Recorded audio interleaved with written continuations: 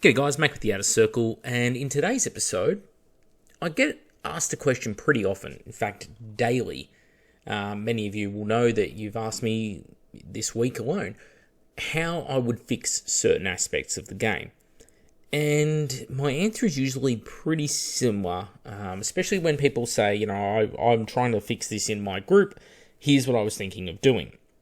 And my answer is, have you thought about the second, third, and fourth line consequences of what you're about to do? Because it's such a complex issue to try and change things in this game. Think about the Horus Heresy 2nd edition and just changing one particular thing, the movement phase. I've spoken about it before, so for those who have heard this, forgive me, but the movement phase for 30 odd years now has been 6 inches for a Marine. All the weapons are based around this. 6-inch range is a multiple that every weapon used. Bolt pistols, 2 sets of 6. Bolt guns, 4 sets of 6. Heavy bolters, 6 sets of 6, etc., etc., etc. And assault ranges were based on this. And this is because you could roll d6 dice. d6 works out to be a multiple of these different ranges and movement values. So everything's sort of synced up into the same figures. Your deployment zones were 12 inches. The gap between deployment zones has been 24 inches since forever. And so on and so forth. And because of this, we're sort of mentally conditioned to accept the gameplay, and everything is balanced around that aspect. Because it's like, okay, a unit has these stats because they're going to cover this amount of terrain in this amount of time, and when they get to the other side, they'll have this result. And so they would take an army like, say, Khorne Berserkers in old school 40k and go, well, it's only going to take these guys 2 turns in a Rhino to cross the battlefield and they're on you. And then come 6th edition, alright, you can't assault out of Rhinos anymore, that's an extra turn. We need to, tweak something here. Now with 7 inches of movement, that 1 extra inch doesn't seem like much. But if you're trying to cross into the other person's deployment zone, you've got to cross 24 inches. That would be 4 turns at 6 inches movement. However, it's 3 and a little bit with 7 inches movement, and if you run a single time along the way, well, you're well and truly into the other deployment zone. So you've essentially taken away a turn for the shooting armies to act now that you're moving faster. So what happens? Well, you'll see firepower go up in accordance. Because, well, now people are moving faster across the table, we need to be able to kill them faster because too many assault-heavy armies are able to cross the table more quickly. About 25% more quickly, despite only adding a single inch. Okay. But now the weapons are so powerful, we need to add extra hull points to the vehicles. And you start to see this spiral out of control occur in the game. And so when people say, how would you fix something? Like, how would you fix Solar Auxilia? Well, let's look at the problems that a faction like Solar Auxilia faces. So, previous edition of the game, Solar Auxilia made up for the fact that they had relatively weak troops in comparison to Marines by having very powerful las guns. Marines were majority 1 wound units. Now Marines are majority 2 wound units. Okay, it now takes twice the firepower, quite often, to kill Marines. And of course, apothecaries over time have just grown more and more widespread and have less of an impact, unfortunately, for militia and the Solar Auxilia, because they seem to only get worse, feel no pains. Okay, what else did the Solar Auxilia have? Well, they had a wide variety of super heavy vehicles to pull upon. Well, now they can't call upon those wide variety of super heavy vehicles without paying extortionate points costs, because the Legacy of the Age of Darkness PDF that gave us all their super heavies made them just ridiculously expensive. If you've looked at a Macarius Omega lately, you will understand exactly what I'm talking about here, where you're paying 500-600 points for units that can only kill maybe 200 points in an entire game. It makes no sense. On top of this, you also had wide access to vehicles in Heresy 1 for the Solar Auxilia, and predominantly, they had access to the Drakassan as a dedicated transport. And if you took the Drakassan and you elected to reduce its transport capacity to 10, then you could upgrade it to a Demolisher Cannon. Well, the Demolisher Cannon used to be a large blast. You could move and fire it in these vehicles, and it would basically kill anything it touched. But now, it's AP3. It's a small blast. The units on the other side of the table have skirmish, so they're more spread out quite often. And of course, with things like night fighting, this reduces ballistic skill, so, your ballistic skill 2 much of the time, not being able to utilize your superior ballistic skill. All of these things have flow-on consequences. Then you go to the vehicles in the heavy supports area. So there used to be fast attack and heavy support Leman Russes in Heresy 1.0 for the Solar Auxilia. Those two different types of Russes, the fast attack ones were your sort of battle cannon armed Leman Russes, and they could kill power armor fairly efficiently. But now, the battle cannon cannot kill power armor.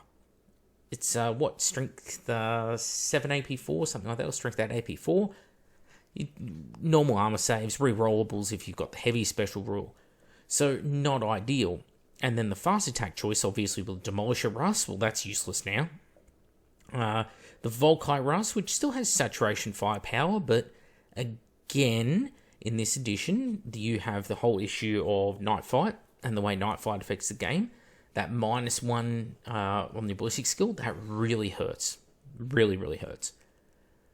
And then you've got your weapon skill issue, which is used to be able to take things like Solar Auxilia Valataris with power axes, and they could be a threat even to units like Justinian, or really, really, really strong Heresy 1 Terminators.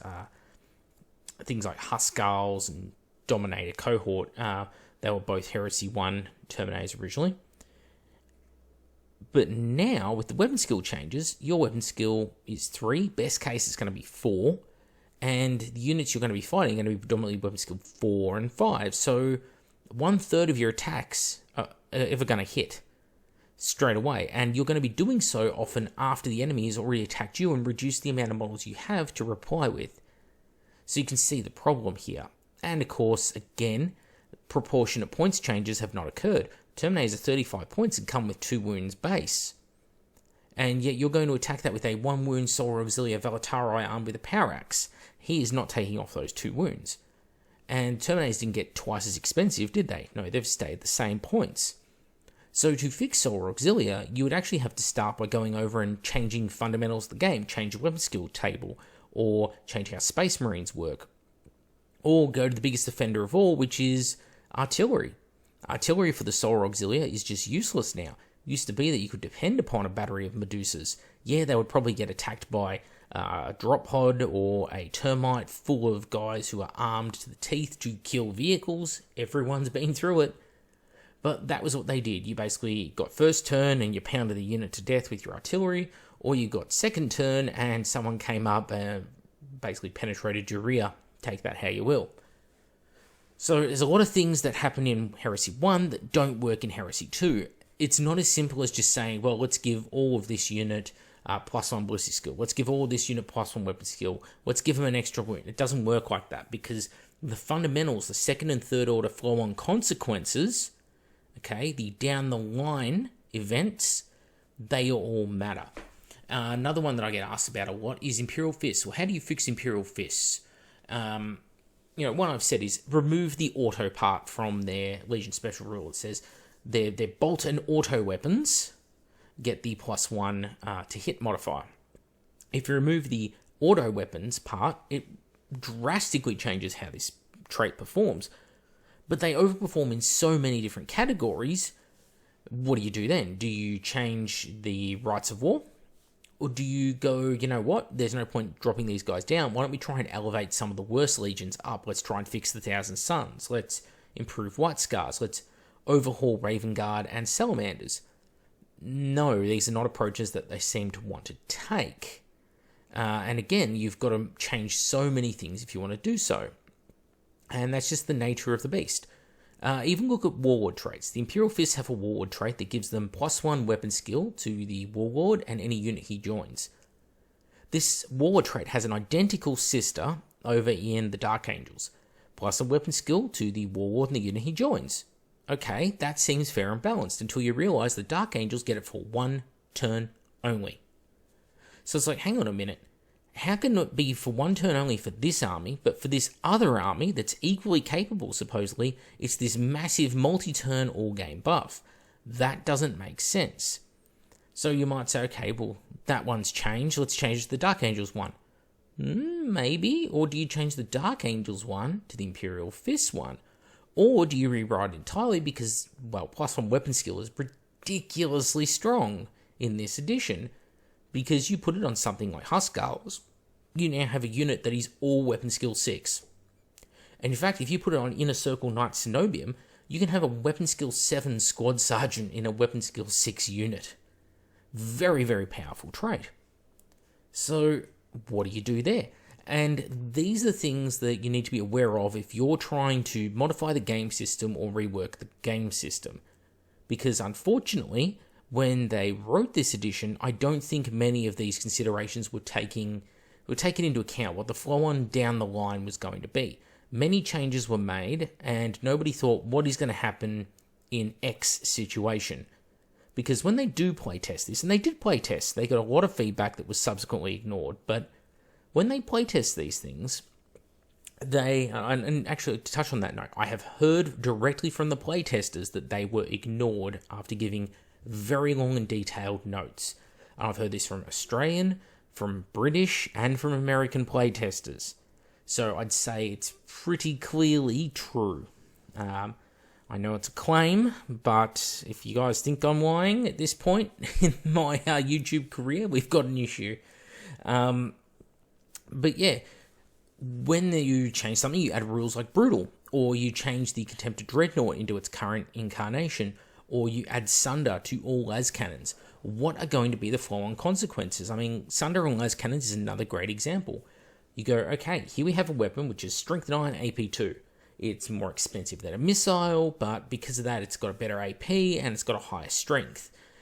Equal range. Cool. And you pay a slight points premium for this. But then all of a sudden, this particular weapon just gets a whole extra special rule that basically is giving it an extra roll to try and do its to try and cause damage. You get to re-roll it because of the Sunder. Well, you've just increased the utility of this thing where it's now against certain units twice as effective as it was before because you're getting all these re-rolls that you never would have had. And the higher the armor value that you're using it against, the more efficient it is to have that ability. Well, did you adjust the points of that? No. Well, okay. Now it is such a better piece of equipment that other weapons like the missile launcher now pale in comparison to it. So why are people going to take missile launchers when you've made the las cannon so strong? Okay, second and third order flow-on consequences. Same thing as Contemptor Dreadnought.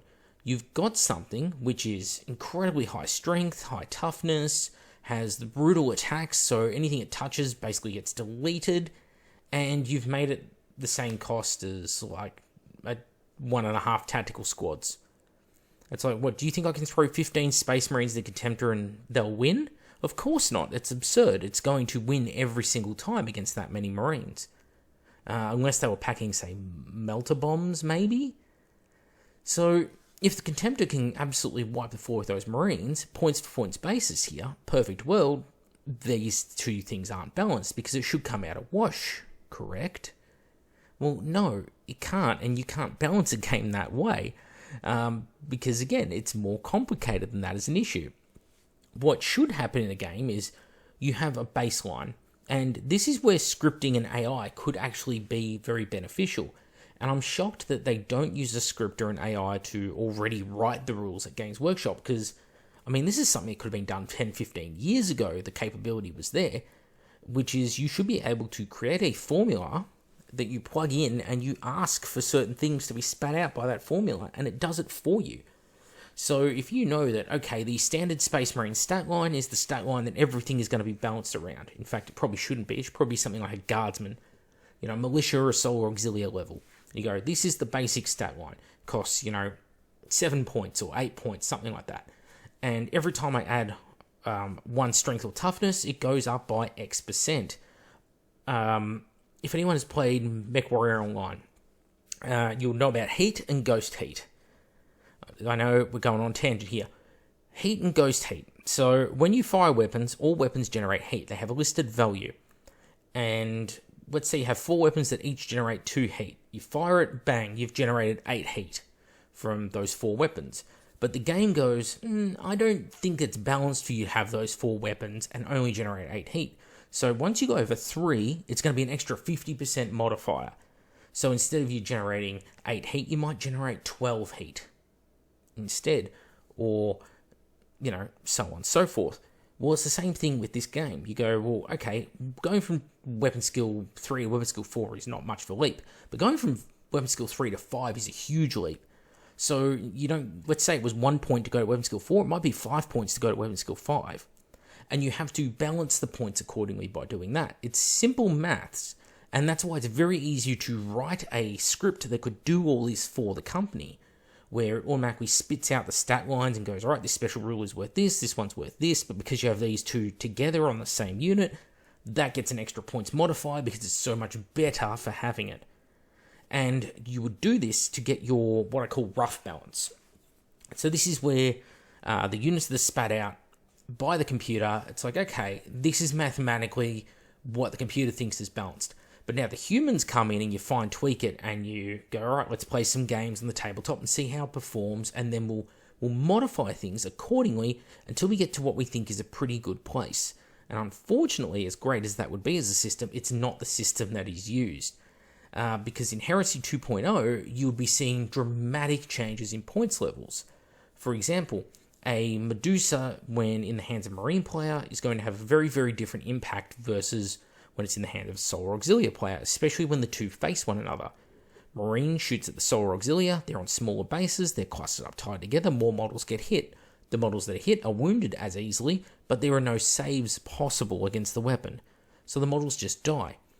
On the other hand, you fire your less accurate Medusa back at the Marines, who are spread out more thanks to their larger bases. We're not even including rules like skirmish in here.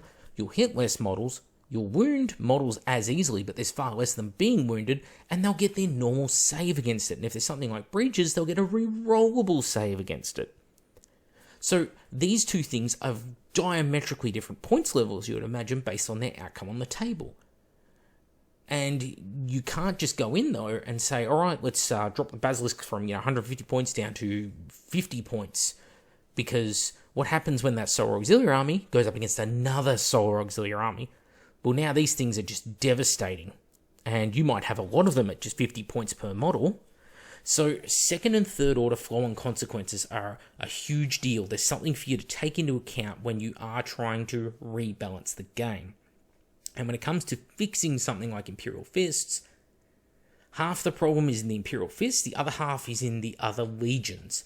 Trying to make legions like the Salamanders, the Raven Guard, the Thousand Sons, the Emperor's Children Legiones Hereticus, or the White Scars compete at a level with the Imperial Fists is not easy.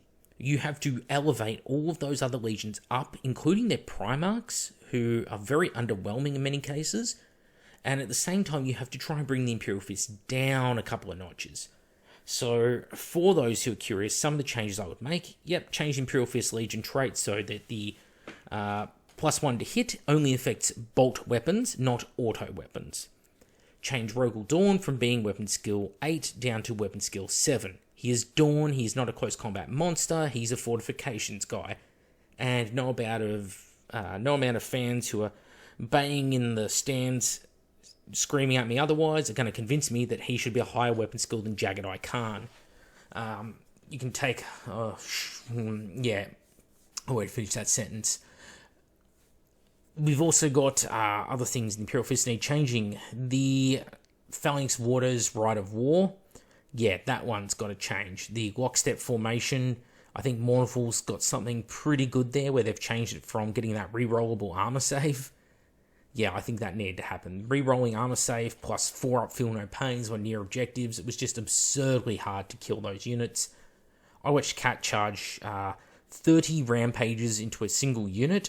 Rampages with twin Felx blades, so rending 4+, 2s to wound weapons at weapon skill 5, and they lost the combat. The World Eaters lost the combat, not through bad rolling. Everyone was perfectly average in their rolling. And of course, these are all things for Imperial Fists. And it affects the players too, by the way. If you're a long-time fan of Imperial Fists, it can be pretty depressing if everyone's, taking a dump on your army, saying how much they dislike playing against it all the time, and how you're a meta chaser if you have genuine passion for something. On the other hand, if you're players who are going up against it all the time, it's incredibly frustrating. So these are all things to think about, especially if you want to go modifying things down the line. Anyway, that's it for me. That's it for today. I'm Mac with the Outer Circle. I know this was a bit of a rambly episode. I mean, they all are at this point, but hopefully you've got some grasp of the problems. And one thing I'll encourage you, whenever you work on anything, think of the consequences, the flow-on effects. What am I changing now that is going to have huge consequences down the line if I'm overzealous in my application? Just think about that. Catch you all on the next episode.